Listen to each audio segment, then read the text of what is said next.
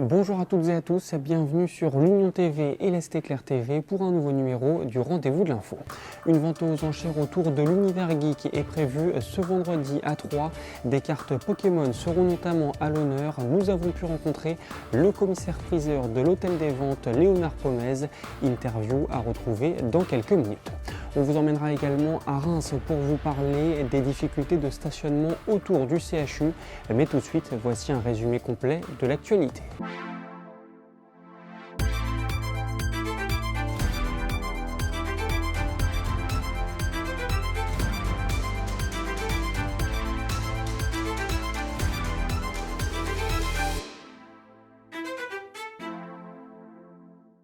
Le personnel de la polyclinique de Bezanne était en grève ce mercredi après un appel des syndicats Force ouvrière et CFDT. Les salariés dénoncent une dégradation de leurs conditions de travail et un manque d'effectifs subi depuis plusieurs années. Le mouvement pourrait se poursuivre dans les prochains jours. Un violent incendie s'est déclaré ce mercredi matin dans une maison de Brimont au nord de Reims. Elle était occupée par un homme de 83 ans qui a pu sortir avant l'arrivée des secours. Brûlé et intoxiqué, il a été évacué au CHU de Reims. L'origine du drame pourrait être un feu de cheminée. En bref, une opération de sensibilisation aux risques routiers s'est tenue sur le réseau secondaire du département de la Marne ce mercredi entre 13h30 et 16h30. Elle était organisée par la préfecture. L'objectif, contrôler le respect de la vitesse des automobilistes.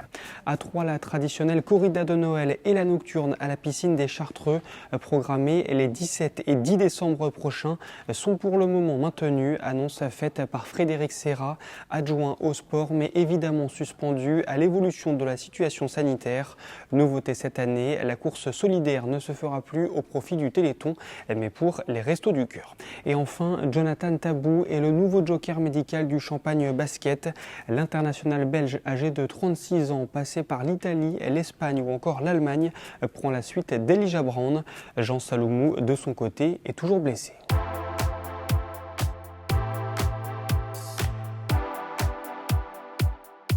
Direction 3 à présent, Léonard Pomez, commissaire-priseur, propose ce vendredi une vente aux enchères autour de l'univers geek. Nous sommes allés à sa rencontre.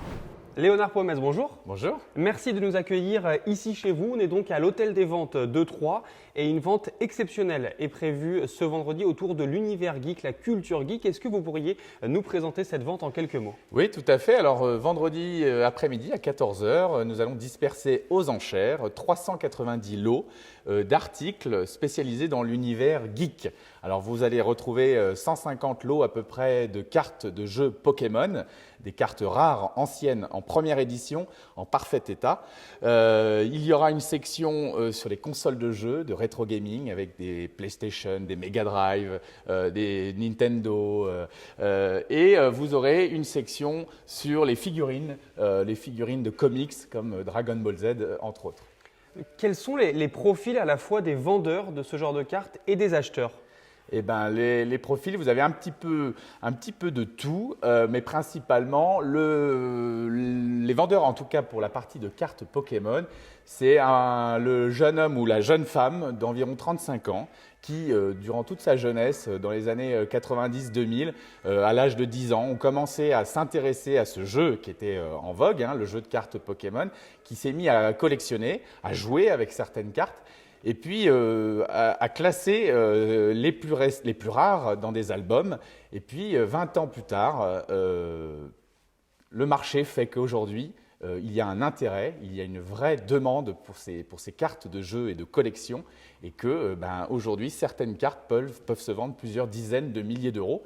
Et donc, vous avez donc certains collectionneurs qui se disent qu'aujourd'hui, pourquoi pas profiter de cette manne et de mettre en vente leur collection constituée il y a plus de 20 ans. On vous suit justement pour que vous nous montriez Oui. le gros lot, on va dire. Alors, le gros lot, oui, c'est le lot numéro 1, c'est le premier lot de la vente.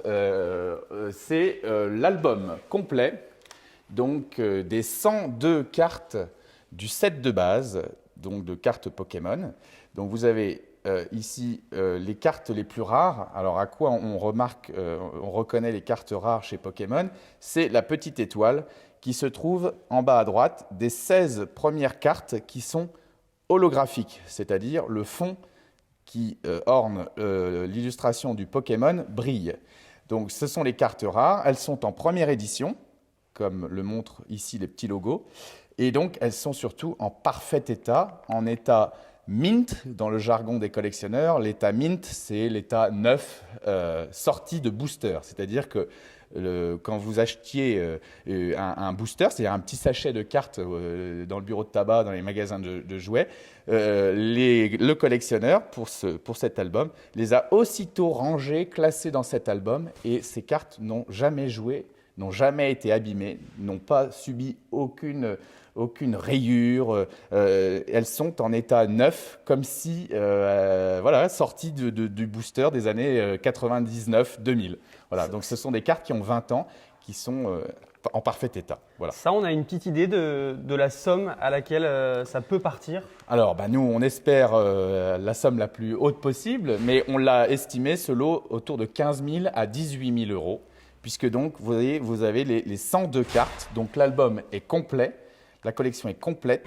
Toutes les cartes sont donc en première édition, et c'est ce qui fait la rareté, c'est qu'aujourd'hui, on n'en trouve pas, ou très rarement, et on trouve rarement un album complet qui réunit les 102 cartes du jeu. Pour ceux qui ne connaîtraient pas forcément ou qui n'auraient jamais assisté à une vente aux enchères, comment ça se passe concrètement? Alors, les ventes aux enchères sont des ventes publiques, c'est-à-dire que la vente se déroulera ici dans l'hôtel des ventes. Le public peut librement venir physiquement enchérir dans la salle de vente. Mais sinon, la vente est également retransmise en live sur des plateformes d'enchères sur Internet, où il suffit simplement de créer un compte en 3 minutes.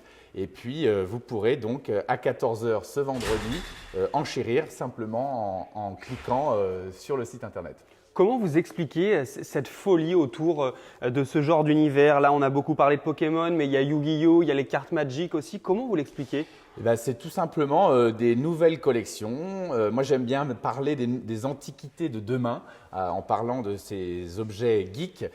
C'est aujourd'hui les générations des personnes qui ont 35, 40, 45 ans qui, plutôt que de s'offrir une belle montre, un beau bijou, un beau tableau, un beau meuble, préfèrent aujourd'hui mettre de l'argent dans des objets qui rappellent leur enfance, avec lesquels ils ont joué étant petits.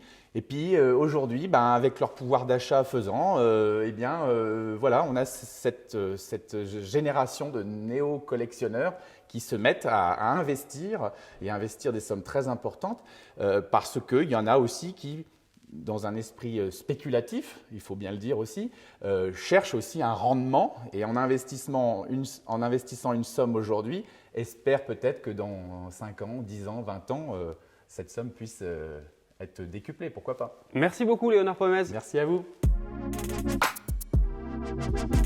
Si vous habitez Reims, vous l'avez peut-être déjà constaté, se garer aux abords du CHU peut vite devenir un long calvaire.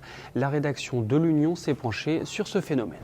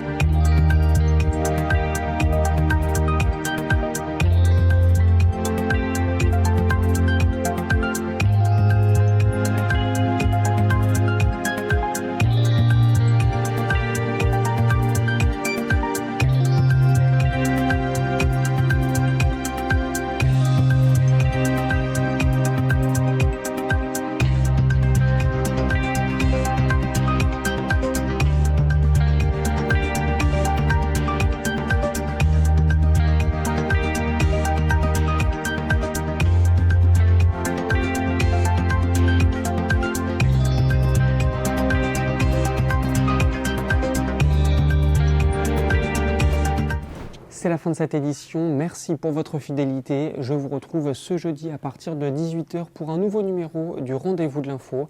Et d'ici là, l'actualité se poursuit sur le site internet de l'Est Éclair et celui de l'Union.